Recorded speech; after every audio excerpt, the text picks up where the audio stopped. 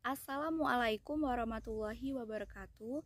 Perkenalkan, nama saya Intan Tria Rahayu dari kelas PGMI 5. Di sini saya akan mempresentasikan makalah dari kelompok 10. A. Pengembangan keterampilan membaca. Yang pertama, keterampilan membaca. Membaca adalah proses produksi yang menghasilkan pengetahuan, pengalaman, dan sikap-sikap baru. Seperti halnya yang berlaku dalam dunia usaha. Semakin besar modal untuk berusaha, semakin besar pula kemungkinan hasilnya. Oleh karena itu, seperti hal sebuah perusahaan yang menghasilkan sesuatu melalui proses pengelolaan.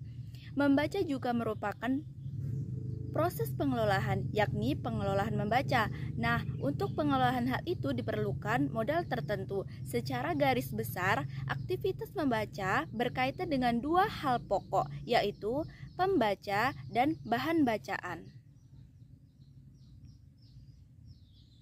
Yang kedua, jenis-jenis situasi membaca. Ketika kita membaca suatu teks, seseorang yang membaca memiliki dua alasan utama mengapa seseorang perlu membaca teks, yaitu yang pertama adalah untuk kesenangan dan yang kedua adalah untuk mendapatkan informasi. Ketika kita membaca, kita cenderung untuk menggunakan cara yang pertama, skimming. Membaca teks secara cepat dan sekilas agar bisa mendapatkan ide. Yang kedua, scanning. Membaca teks secara cepat dan sekilas untuk menemukan informasi. Yang ketiga, membaca ekstensif. Membaca ekstensif, teks panjang yang bertujuan untuk rekreasi atau bersenang-senang dan untuk menambahkan pengetahuan utama. Yang keempat, membaca intensif. Membaca teks-teks pendek untuk mencari informasi dan pengetahuan akurasi di dalam pemahaman teks secara terinci. Yang ketiga, pengetahuan tentang teknisi membaca.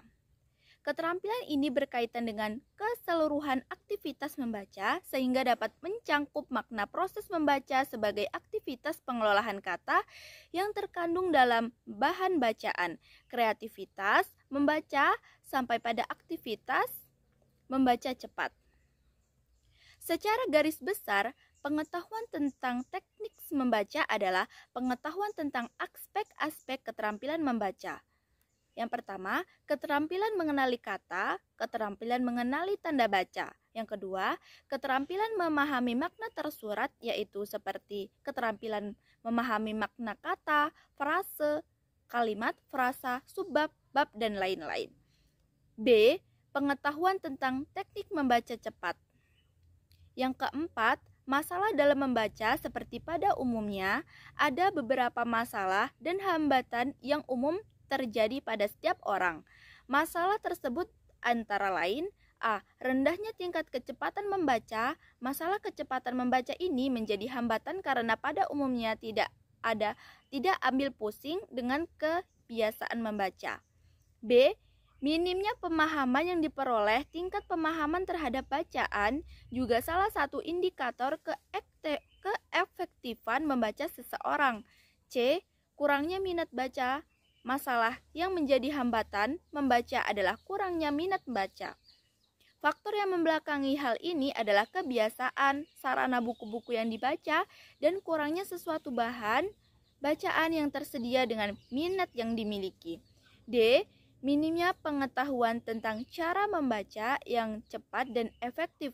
Mengetahui tentang cara membaca yang efektif tampaknya juga merupakan faktor yang tak kalah penting sebagai masalah dan dalam membaca. 5. Tipe-tipe membaca yang tidak efisien. Tipe-tipe pembaca yang tidak efisien diantaranya: A. Membaca dan memvokalkan apa yang dibacanya. Banyak orang yang melakukan cara membacanya dengan melafalkan apa yang dibacanya kata demi kata dengan bantuan alat-alat ucap atau mulut. B.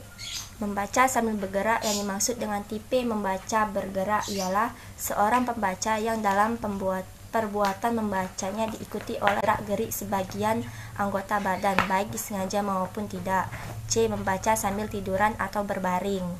Ada sebagian orang yang membaca nikmat bila membaca sambil tiduran. D.